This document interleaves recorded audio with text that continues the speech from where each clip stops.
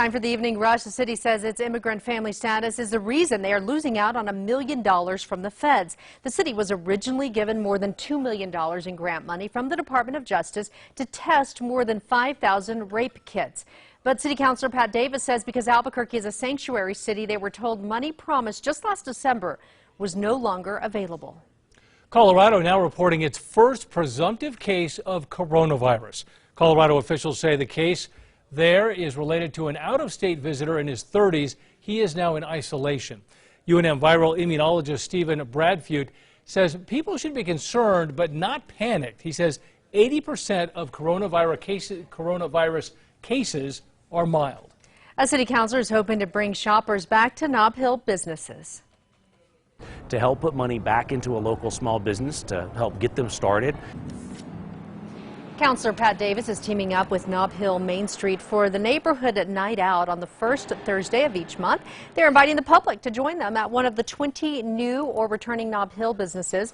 Those businesses moving in following ART construction. Tonight's event is happening now at Santa Fe Bite. The city hopes to have repairs made to ART stations within the next month, they say. This after we found out one of the two pay stations is just a black screen and the other is shattered at this stop, and 3 of its 4 monitors are blank. The city says it's a mix of vandalism and wear and tear. And warm weather will move into the state for Saturday, but a weak storm system will move in on Sunday.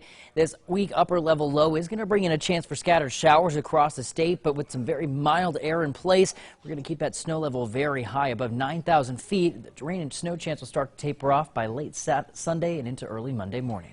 A man wanted across the nation, now wanted in Albuquerque. Earlier this year, police pulled 51-year-old Sean Bell over for a stolen plate. The officer discovered he had a history. He led police in Massachusetts on a chase. In the chase here, Bell took off before officers could arrest him. 2 people are killed in an industrial accident at an oil company facility in Eddy County. It happened yesterday afternoon at the RANCHO Resources facility. Deputies say when they arrived, they found Nicholas Gerberich of Roswell and Storm Hutchins of Carlsbad dead. The investigation is ongoing. This evening, we are waiting to find out what caused a fire at Rio Rancho High today, causing school to close early. Students were dismissed early. After a fire broke out in the bathroom, students were dismissed to clear out the smoke, but things are expected to be back to normal tomorrow. A Roswell teen is facing charges in a deadly hit and run. Police say yesterday Tyree Williams was crossing North Main Street. They say 17-year-old Saul Garcia struck him. Police say Garcia then drove away, but another driver followed him and called police. He was arrested. Police say Williams died on scene. A Los Lunas teacher is making progress after a hit and run left her with a traumatic brain injury last month as Sharon Ann Craig was pulling into a gas station when a red truck rammed into her and drove away. She had memory loss, but her mom Tina says her memory is coming back, but she is still working on her motor skills. Senator Elizabeth Warren announces she is suspending her presidential campaign today. Joe Biden and Bernie Sanders both praised Warren after her decision. Right now, Joe Biden is in the lead in the delegate count, with his only opponent now, Bernie Sanders. Los Lunas police are taking some extra measures to keep people from speeding. Right now, work is being done on Main Street Bridge project. Today, our crews recorded at least a dozen speeders using a speed gun. The problem is so bad, police lowered the speed limit today from 40 miles per hour to 30 miles per hour. Happening now, there are closures along Atrisco because of a water main break there between Central and 47th. Officials with the Water Authority tell us they are replacing water lines in this area. They say that work caused the water main break. And it will be another beautiful day tomorrow to wrap up the work week. Temperatures once again climb into the mid-60s for your Friday. We'll see a few more clouds tomorrow afternoon. The winds will also pick up with gusts as high as 20 to 25 miles per hour.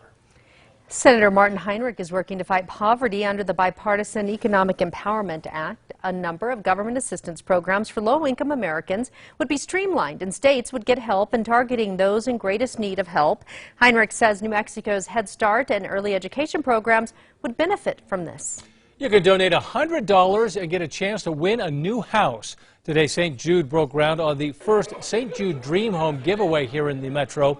Beginning in May, you can buy tickets for $100 each, and you will be entered to win a home in the Four Hills neighborhood valued at $500,000.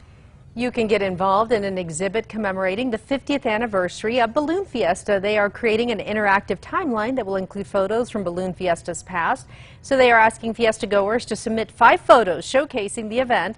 The 50th Balloon Fiesta is in 2021. Find details on how to submit your photos at alwaysonkRQE.com.